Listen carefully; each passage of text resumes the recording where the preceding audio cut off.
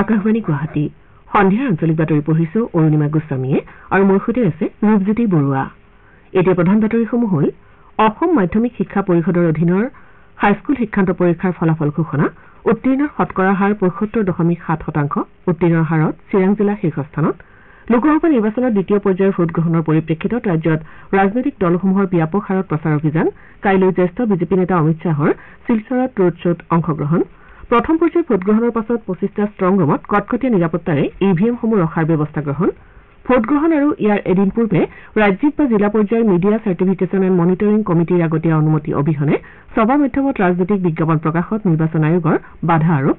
আৰু IPL cricket প্ৰতিযোগিতাত আজি হ'বলগীয়া এখন খেলত ছানৰাইজাৰ্ছ হায়দৰাবাদ দিল্লী কেপিটেলছৰ বিৰুদ্ধে অৱতীৰ্ণ। এতিয়া শুনক বিতং বাতৰি। অসম মাধ্যমিক শিক্ষা পৰিষদৰ অধীনত অনুষ্ঠিত হাইস্কুল শিক্ষান্ত পৰীক্ষাৰ ফলাফল আজি ঘোষণা কৰা হৈছে।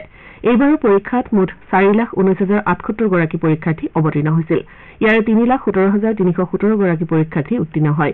পৰীক্ষাৰ্থীসকলৰ 1,05,873 গৰাকীয়ে প্ৰথম বিভাগ, 1,50,764 গৰাকীয়ে দ্বিতীয় বিভাগ আৰু 60,680 গৰাকীয়ে তৃতীয় বিভাগ লাভ কৰে। সামগ্ৰিকভাৱে ৭৫.7% পৰীক্ষাৰ্থী উত্তীৰ্ণ হয়। ফলাফল অনুসৰি যোৰহাটৰ অনুৰাগ দলৈয়ে 593 নম্বৰ লাভ কৰি ৰাজ্যৰ ভিতৰতে সৰ্বোচ্চ নম্বৰ লাভ কৰিবলৈ সমৰ্থ হয়। একেদৰে বিশ্বনাথ চাৰিআলিৰ জৰ্ণা শইকীয়াই 590 নম্বৰেৰে ৰাজ্যৰ ভিতৰতে দ্বিতীয় সৰ্বোচ্চ নম্বৰ লাভ কৰে। আনহাতে মাজুলীৰ মানস প্ৰতিম শইকীয়া, বৰপেটাৰ বেদান্ত চৌধুৰী আৰু নগাঁৱৰ দেৱাশ্ৰী কাশ্যপে 588 নম্বৰেৰে ৰাজ্যৰ ভিতৰতে তৃতীয় সৰ্বোচ্চ নম্বৰ প্ৰাপ্তিৰ গৌৰৱ অৰ্জন কৰে। জিলাসমূহৰ ভিতৰত চিৰাং জিলাত উত্তীৰ্ণৰ হাৰ সৰ্বোচ্চ হোৱাৰ বিপৰীতে নলবাৰী দ্বিতীয় আৰু বাক্সা তৃতীয় স্থানত আছে। হাইস্কুল শিক্ষান্ত পৰীক্ষাৰ ফলাফল ঘোষণা কৰাৰ পাছতে অসমৰ ৰাজ্যপাল গোলাব চন্দ কাটাৰিয়াই উত্তীৰ্ণ প্ৰাৰ্থীসকলক অভিনন্দন জ্ঞাপন কৰি অনাগত দিনৰ বাবে শুভেচ্ছা জ্ঞাপন কৰে। ইফালে BTRৰ মুখ্য কাৰ্যবাহী সদস্য প্ৰমোদ বড়োৱে তামুলপুৰত এখন সংবাদমেল সম্বোধন কৰি BTCৰ অন্তৰ্গত চিৰাং আৰু বাক্সা জিলাৰ ফলাফলক লৈ সন্তুষ্টি প্ৰকাশ কৰে। শ্ৰীবড়োৱে লগতে শিক্ষাৰ ক্ষেত্ৰত ভৱিষ্যতে আৰু অধিক কৰণীয় আছে বুলি মত প্ৰকাশ কৰে। প্ৰথম পৰ্যায়ত কালি ৰাজ্যখনত লোকসভা নিৰ্বাচন অনুষ্ঠিত 5টা সমষ্টিৰ অন্তৰ্গত 14খন জিলাত ভোটগ্ৰহণ হোৱা ইভিএমসমূহ 25টা ষ্ট্ৰং ৰুমত নিশ্চিদ্ৰ নিৰাপত্তা ব্যৱস্থাৰ মাজত ৰখা হৈছে। অসম আৰক্ষীৰ শীৰ্ষ বিষয়াই প্ৰকাশ কৰা মতে ষ্ট্ৰং ৰুমসমূহত কেন্দ্ৰীয় অৰ্ধসামৰিক বাহিনীৰ জোৱান নিয়োগ কৰাৰ লগতে CC কেমেৰাৰ দ্বাৰা নিৰীক্ষণৰ ব্যৱস্থা কৰা হৈছে। তদুপৰি নিৰ্বাচন আয়োগৰ নিৰ্দেশনা অনুসৰি ইভিএমসমূহ ৰখাৰ ক্ষেত্ৰত প্ৰতিটো ব্যৱস্থাই গ্ৰহণ কৰা হৈছে।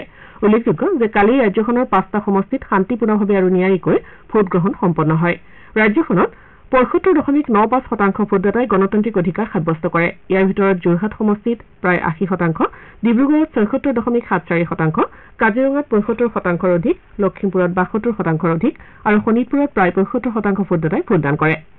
উত্তৰ পূৰ্বাঞ্চলৰ মণিপুৰত ৭২.17%, ছিকিমত ৮০%ৰো অধিক, অৰুণাচল প্ৰদেশত ৭২%ৰ অধিক, মেঘালয়ত প্ৰায় ৭৪%, মিজোৰামত ৫৬%ৰ অধিক, নাগালেণ্ডত প্ৰায় ৫৭% আৰু ত্ৰিপুৰাত সৰ্বাধিক ৮১%ৰো অধিক লোকে ভোটদান কৰে। ইপিনে বিহাৰত ৪৮.৮৮, ছত্তীশগড়ত ৬৭.৫৬, উত্তৰ প্ৰদেশত ৬০%ৰ অধিক, মহাৰাষ্ট্ৰত ৬১%ৰ অধিক, ৰাজস্থানত ৫৭.২৫ আৰু পশ্চিমবংগত ৮১.৯১% ভোটদাতাই ভোটৰ অধিকাৰ সাব্যস্ত কৰে। উল্লেখযোগ্য যে প্ৰথম পৰ্যায়ত ২১খন ৰাজ্য আৰু কেন্দ্ৰীয় শাসিত অঞ্চলৰ ১০২টা সমষ্টিত হোৱা নিৰ্বাচনত সামগ্ৰিকভাৱে ৬৮%ৰো অধিক ভোটদান হয়। এই পৰ্যায়ত দেশত মুঠ ১,৬২৫ গৰাকী প্ৰাৰ্থীয়ে প্ৰতিদ্বন্দ্বিতা আগবঢ়াইছে। ইয়াৰ ভিতৰত জ্যেষ্ঠ বিজেপি নেতা তথা কেন্দ্ৰীয় মন্ত্ৰী সৰ্বানন্দ সোণোৱাল, নীতিন গাডকাৰী, কিৰেণ ৰিজিজু, জিতেন্দ্ৰ সিং, সঞ্জীৱ বালিয়ান ইত্যাদি অন্যতম। লোকসভা নিৰ্বাচনৰ সমান্তৰালকৈ অৰুণাচল প্ৰদেশ আৰু ছিকিমত কালি এটা পৰ্যায়ত বিধানসভা নিৰ্বাচনৰ ভোটগ্ৰহণো সম্পন্ন হয়। নিৰ্বাচন আয়োগৰ তথ্য অনুসৰি অৰুণাচল প্ৰদেশ বিধানসভা নিৰ্বাচনত ৭৬.৪৪ আৰু ছিকিমত ৭৯.৮৬% ভোটদান সম্পন্ন হয়। নিৰ্বাচন আয়োগে ভোটদাতা আৰু নিৰ্বাচনী প্ৰক্ৰিয়াৰ সৈতে জড়িত সকলোকে ধন্যবাদ জ্ঞাপন কৰিছে। ছত্তীশগড়ৰ বাষ্টাৰৰ ৫৬খন গাঁও আৰু গ্ৰেট নিকোবৰৰ চম্পেন জনজাতিৰ লোকসকলে এইবাৰ প্ৰথমবাৰৰ বাবে নিৰ্বাচনত অংশগ্ৰহণ কৰে। এতিয়া খন্তেক বাণিজ্যিক বিৰতি।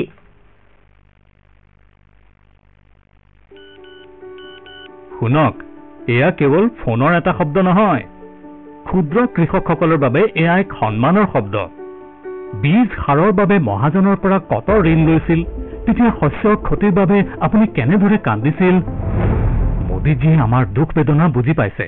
MSP বৃদ্ধি কৰিছে, জলসিঞ্চন বৃদ্ধি কৰিছে, বীমা পৰিশোধ বৃদ্ধি কৰিছে, অনলাইন বজাৰ সৃষ্টি কৰিছে আৰু তথাপিও তেওঁ কয় যে এইটো মাত্ৰ এটা আৰম্ভণিহে। দেশক আৰু আগুৱাই লৈ যোৱাৰ মোদীজীৰ এয়া গেৰাণ্টি। আৰু মোদীজীক আগুৱাই লৈ যোৱাৰ গ্যাৰাণ্টি মোৰ।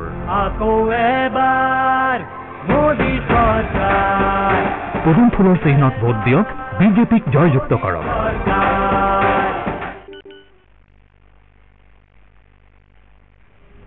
লোকসভা নিৰ্বাচনৰ দ্বিতীয় পৰ্যায়ৰ ভোটগ্ৰহণৰ দিন চমু চাপি অহাৰ লগে লগে ৰাজনৈতিক দলসমূহে ব্যাপক তৎপৰতা অব্যাহত ৰাখিছে। দ্বিতীয় পৰ্যায়ত ৰাজ্যখনত 5টা সমষ্টি দৰং ওদালগুৰি, কৰিমগঞ্জ, ডিফু, শিলচৰ আৰু নগাঁও সমষ্টিৰ বাবে ভোটগ্ৰহণ কৰা হ'ব। ৰাজনৈতিক দলসমূহে নিজ নিজ দলৰ প্ৰাৰ্থীৰ সমৰ্থনত সমষ্টিসমূহৰ বিভিন্ন স্থানত প্ৰচাৰ অব্যাহত ৰাখিছে। বিজেপিৰ জ্যেষ্ঠ নেতা তথা কেন্দ্ৰীয় গৃহমন্ত্ৰী অমিত শ্বাহে কাইলৈ সন্ধিয়া শিলচৰত এনডিএৰ প্ৰাৰ্থী পৰিমল শুক্লবৈদ্যৰ হৈ ৰোড শ্বত অংশ ল'ব। একেদৰে কংগ্ৰেছ দলৰ সমষ্টিকেইটাত প্ৰচাৰ অব্যাহত ৰাখিছে আৰু দলৰ শীৰ্ষ নেতৃত্বই ৰাজ্যখনত অলপতে প্ৰচাৰ চলোৱাৰ কথা।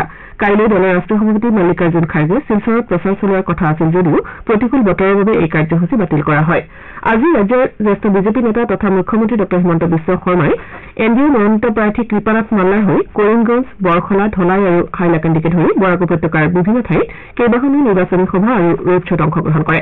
এই সন্দৰ্ভত হাইলাকান্দিৰ পৰা আমাৰ সংবাদদাতা নীলোৎ পণ্ডেৱে এইদৰে কয়। দ্বিতীয় পৰ্যায়ৰ নিৰ্বাচনত অহা 26 এপ্ৰিল তাৰিখে কৰিমগঞ্জ লোকসভা সমষ্টিত ভোটগ্ৰহণ অনুষ্ঠিত হ'ব। এই নিৰ্বাচনৰ কাৰণে সকলো ৰাজনৈতিক দল আৰু নিৰ্দল প্ৰাৰ্থীসকলে নিজৰ প্ৰচাৰ অভিযান তীব্ৰতৰ কৰিছে। বিজেপিয়ে এই আসনত 2019 চনৰ বিজয়ী প্ৰাৰ্থী কৃপানাথ মাল্লাক পুনৰ এবাৰ প্ৰাৰ্থিত্ব প্ৰদান কৰিছে। আনফালে কংগ্ৰেছ দলে ৰাজ্যৰ বৰ্ষীয়ান আইনজীৱী হাফিজ ৰছিদ আহমেদ চৌধুৰীক এইবাৰ প্ৰাৰ্থিত্ব প্ৰদান কৰিছে। আনহাতে AIUDF দলে প্ৰাৰ্থিত্ব প্ৰদান কৰিছে কৰিমগঞ্জৰ ব্যৱসায়ী শাহাবুল ইছলাম চৌধুৰীক। নিৰ্বাচনৰ দিন চমু চাপি অহাৰ লগে লগে সকলো ৰাজনৈতিক দলে প্ৰচাৰ অভিযান তীব্ৰতৰ কৰা পৰিলক্ষিত হৈছে। ৰাজ্যৰ মুখ্যমন্ত্ৰী ড হিমন্ত বিশ্ব শৰ্মাই কৰিমগঞ্জ লোকসভা আসনৰ কেইবাটাও সমষ্টিত প্ৰচাৰ অভিযান কৰিছে। আনহাতে কংগ্ৰেছ প্ৰাৰ্থীৰ হৈ প্ৰদেশ কংগ্ৰেছ সভাপতি ভূপেন বৰাই হাইলাকান্দি জিলাৰ আলগাপুৰত প্ৰচাৰ অভিযান কৰা দেখা গৈছে। AIUDF দলৰ সুপ্ৰিমো বদৰুদ্দিন আজমলেও AIUDF দলৰ প্ৰাৰ্থী শাহাবুল ইছলামৰ বাবে হাইলাকান্দি আৰু কৰিমগঞ্জ জিলাৰ বিভিন্ন স্থানত ভোট ভিক্ষা কৰা দেখা গৈছে। ইতিমধ্যে দেখা গৈছে যে দুখন জিলাত লৈ কৰিমগঞ্জ লোকসভা সমষ্টি বিস্তীৰ্ণ হৈ আছে। হাইলাকান্দি আৰু কৰিমগঞ্জ এই দুখন জিলাৰে জিলা প্ৰশাসনে নিৰ্বাচন সুস্থ আৰু সুন্দৰভাৱে আয়োজনৰ বাবে সকলো ব্যৱস্থা গ্ৰহণ কৰিছে। হাইলাকান্দি জিলাত মুঠ 602টা ভোট কেন্দ্ৰত এইবাৰ প্ৰায় 4.5 লাখ ভোটাৰে নিজৰ গণতান্ত্ৰিক অধিকাৰ সাব্যস্ত কৰিব। আনফালে কৰিমগঞ্জ জিলাত প্ৰায় 9 লাখ লোকে এইবাৰ নিজৰ গণতান্ত্ৰিক অধিকাৰ অহা 26 এপ্ৰিল তাৰিখে প্ৰয়োগ কৰিব।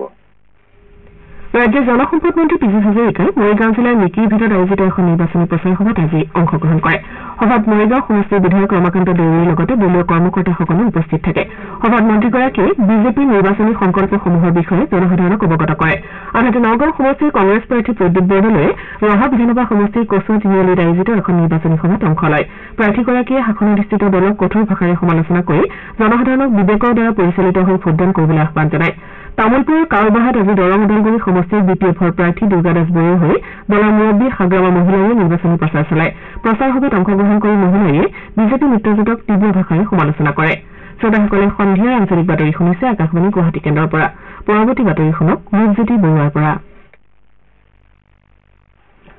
দ্বিতীয় পৰ্যায়ত অহা 26 এপ্ৰিলত দেশৰ 87টা সংসদীয় সমষ্টিৰ বাবে হ'বলগীয়া নিৰ্বাচনত 1198গৰাকীয়ে প্ৰতিদ্বন্দ্বিতা আগবঢ়াব। দ্বিতীয় পৰ্যায়ত অসমৰ 60গৰাকীয়ে প্ৰতিদ্বন্দ্বিতা আগবঢ়াব। কৰিমগঞ্জত 24, নগাঁৱত 13, দৰং ওদালগুৰিত 11, শিলচৰত 8 আৰু ডিফুত 5গৰাকী প্ৰাৰ্থীয়ে প্ৰতিদ্বন্দ্বিতা আগবঢ়াব। এই পৰ্যায়ত ৰাজ্যখনৰ দৰং ওদালগুৰি সমষ্টিত NDAৰ প্ৰাৰ্থী তথা সাংসদ দিলীপ শইকীয়া, কংগ্ৰেছৰ মাধৱ ৰাজবংশী আৰু BPFৰ দুৰ্গা দাস বৰুৱে প্ৰতিদ্বন্দ্বিতা আগবঢ়াব। ইপিনে শিলচৰত বিজেপি মিত্ৰজোঁটৰ পৰিমল শুক্লবৈদ্য, তৃণমূল কংগ্ৰেছৰ ৰাধাশ্যাম বিশ্বাস আৰু কংগ্ৰেছ দলৰ সূৰ্যকান্ত চৰকাৰে প্ৰতিদ্বন্দ্বিতাত অৱতীৰ্ণ হ'ব। কৰিমগঞ্জত বিজেপি মিত্ৰজোঁটৰ কৃপানাথ মাল্লা, কংগ্ৰেছৰ হাফিজ ৰছিদ চৌধুৰী আৰু AIUDFৰ শাহাবুল ইছলাম চৌধুৰীয়ে প্ৰতিদ্বন্দ্বিতা কৰিব। নগাঁও সমষ্টিত বিজেপিৰ মিত্ৰজোঁটৰ প্ৰাৰ্থী সুৰেশ বৰাৰ বিপৰীতে কংগ্ৰেছ দলৰ প্ৰদ্যুৎ বৰদলৈ আৰু AIUDFৰ আমিনুল ইছলামে প্ৰতিদ্বন্দ্বিতা কৰিব। অনুসূচিত জনজাতিৰ বাবে সংৰক্ষিত ডিফু সমষ্টিত বিজেপিৰ মিত্ৰজোঁটৰ হৈ অমৰ সিং টিছু, কংগ্ৰেছৰ জয়ৰাম ইংলেং আৰু গণ সুৰক্ষা পাৰ্টীৰ জন বাৰ্নাৰ্ড চাংমাই প্ৰতিদ্বন্দ্বিতা কৰিব। উল্লেখযোগ্য যে সমগ্ৰ দেশত দ্বিতীয় পৰ্যায়ত নিৰ্বাচনত অৱতীৰ্ণ হ'বলগীয়া প্ৰাৰ্থীসকলৰ ভিতৰত সামগ্ৰিকভাৱে 8.6% মহিলা প্ৰাৰ্থী আছে।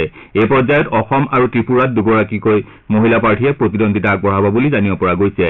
প্ৰথম পৰ্যায়ৰ নিৰ্বাচনত প্ৰাৰ্থীসকলৰ ভিতৰত মহিলা প্ৰাৰ্থী 8.2% আছিল। দ্বিতীয় পৰ্যায়ত কেৰালাত সৰ্বাধিক 25 গৰাকী মহিলা প্ৰাৰ্থীয়ে প্ৰতিদ্বন্দ্বিতা আগবঢ়াব। আনহাতে কৰ্ণাটকত 21 গৰাকী আৰু উত্তৰ প্ৰদেশত 10 গৰাকী প্ৰাৰ্থীয়ে প্ৰতিদ্বন্দ্বিতা আগবঢ়াব। ৰাজ্যৰ তৃতীয় পৰ্যায়ৰ নিৰ্বাচনৰ বাবে দাখিল কৰা মনোনয়ন পত্ৰসমূহ আজি পৰীক্ষা কৰা হয়। অৱশ্যে নাকচ হোৱা মনোনয়ন সন্দৰ্ভত কোনো তথ্য এতিয়ালৈকে ঘোষণা কৰা হোৱা নাই। উল্লেখযোগ্য যে তৃতীয় পৰ্যায়ৰ বাবে 60 গৰাকী প্ৰাৰ্থীয়ে মনোনয়ন দাখিল কৰিছে। এই পৰ্যায়ত মনোনয়ন পত্ৰ প্ৰত্যাহাৰৰ অন্তিম দিন পৰহিলৈ অৰ্থাৎ 22 এপ্ৰিল। নিৰ্বাচন আয়োগে ভোটগ্ৰহণৰ দিনা আৰু ইয়াৰ এদিন পূৰ্বে ৰাজ্যিক বা জিলা পৰ্যায়ৰ মিডিয়া চাৰ্টিফিকেশ্যন এণ্ড মনিটৰিং কমিটিৰ আগতীয়া অনুমতি অবিহনে ৰাজনৈতিক দল, প্ৰাৰ্থী সংগঠন বা কোনো ব্যক্তিৰ দ্বাৰা ছপা মাধ্যমত বিজ্ঞাপন প্ৰকাশত বাধা আৰোপ কৰিছে। ভোটগ্ৰহণৰ ঠিক আগমুহূৰ্তত প্ৰকাশ পোৱা বিভ্ৰান্তিকৰ অথবা আপত্তিজনক বিজ্ঞাপনে ক্ষতিগ্ৰস্ত কৰা পক্ষই আত্মপক্ষ সমৰ্থনৰ কাৰণে কোনো সময় বা সুযোগ নোপোৱাৰ পৰিপ্ৰেক্ষিতত নিৰ্বাচন আয়োগে এই স্থিতি গ্ৰহণ কৰিছে। সংবিধানৰ 324 নম্বৰ অনুচ্ছেদৰ অধীনত প্ৰদত্ত ক্ষমতাৰ প্ৰয়োগেৰে এনে যিকোনো প্ৰকাৰৰ আপত্তিজনক বিজ্ঞাপন প্ৰকাশৰ ঘটনা প্ৰতিৰোধ কৰাৰ বাবে আয়োগে এই নিৰ্দেশ জাৰি কৰিছে। লোকসভা নিৰ্বাচনৰ দ্বিতীয় আৰু তৃতীয় পৰ্যায়ৰ ভোটগ্ৰহণৰ পৰিপ্ৰেক্ষিতত ৰাজ্যৰ বিভিন্ন ঠাইত প্ৰণালীবদ্ধ ভোটাৰ শিক্ষা আৰু নিৰ্বাচনী অংশগ্ৰহণ কোষসমূহৰ উদ্যোগত ভোটাৰ সজাগতা কাৰ্যসূচী আয়োজন কৰা হৈছে। চিৰাং জিলাৰ অধীনৰ চিডলি চিৰাং আৰু বিজনী বিধানসভা সমষ্টিতো নিৰ্বাচনী জিলা দুখনে এই সম্পৰ্কীয় প্ৰস্তুতি অব্যাহত ৰাখিছে। ইতিমধ্যে ভোটাৰ সজাগতাৰ লক্ষ্যৰে বিজনী সমষ্টিত শুভংকৰ মুকলি কৰাৰ লগতে নতুন ভোটাৰ অংশগ্ৰহণেৰে এখন সজাগতামূলক ফেশ্বন শ্ব' প্ৰতিযোগিতাৰ আয়োজন কৰা হয়। ইয়াৰ লগতে চিৰাং জিলাৰ বিজনী মহকুমাৰ অন্তৰ্গত কেইবাখনো শিক্ষানুষ্ঠানত প্ৰথমবাৰৰ ভোটদাতাসকলক সজাগ আৰু সচেতন কৰাৰ উদ্দেশ্যৰে অন্যান্য কাৰ্যসূচী হাতত লোৱা হয়। আকাশবাণী গুৱাহাটী কেন্দ্ৰৰ আঞ্চলিক বাতৰি বিভাগৰ আজি নিশা 8:02 প্ৰচাৰ হ'বলগীয়া দৃষ্টিপাত লোকনিৰ্ণয় 2024 শীৰ্ষক অনুষ্ঠানত লোকসভা নিৰ্বাচন সন্দৰ্ভত আলোচনা কৰা হ'ব। অনুষ্ঠানত অতিথি হিচাপে উপস্থিত থাকিব সাংবাদিক গৌতম শৰ্মা আৰু জিতেন্দ্ৰ কুমাৰ চৌধুৰী। অনুষ্ঠানৰ আঁত ধৰিব মানৱ প্ৰতিম শৰ্মাই।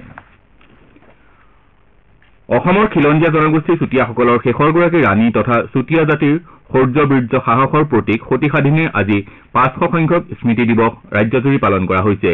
এই উপলক্ষে মহিয়সীগৰাকীলৈ সশ্ৰদ্ধ প্ৰণিপাত জনাই কেন্দ্ৰীয় মন্ত্ৰী সৰ্বানন্দ সোণোৱালে কয় যে অতুলনীয় ত্যাগ, স্বদেশ প্ৰেম আৰু পৰাক্ৰমৰ প্ৰতীক বীৰংগনা সতী সাধিনী নাৰী শক্তিৰ এক উজ্জ্বল নিদৰ্শন।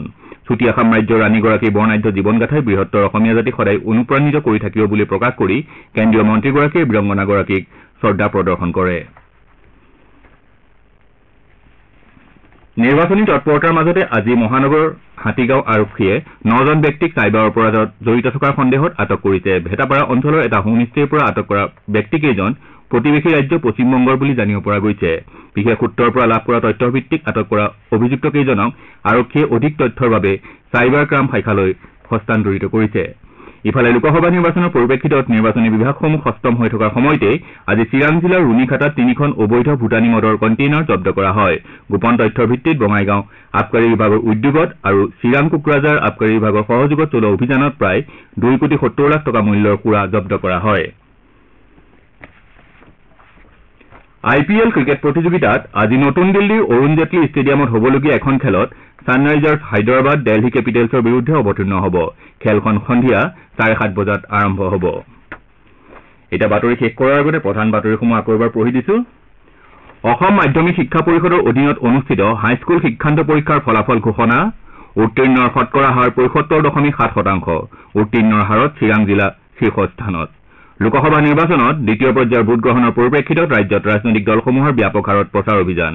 কাইলৈ জ্যেষ্ঠ বিজেপি নেতা অমিত শ্বাহৰ শিলচৰত ৰোড শ্বত অংশগ্ৰহণ।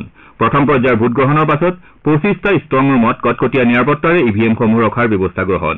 ভোটগ্ৰহণ আৰু ইয়াৰ এদিন পূৰ্বে ৰাজ্যিক বা জিলা পৰ্যায়ৰ মিডিয়া চাৰ্টিফিকেশ্যন এণ্ড মনিটৰিং কমিটিৰ আগতীয়া অনুমতি অবিহনে ছপা মাধ্যমত ৰাজনৈতিক বিজ্ঞাপন প্ৰকাশত নিৰ্বাচন আয়োগৰ বাধা আৰোপ আৰু IPL ক্ৰিকেট প্ৰতিযোগিতাত আজি হ'বলগীয়া এখন খেলত ছানৰাইজাৰ্ছ হায়দৰাবাদ দিল্লী কেপিটেলছৰ বিৰুদ্ধে অৱতীৰ্ণ। আমাৰ এতিয়াৰ বাতৰি ইমানতে অন্ত পৰিল।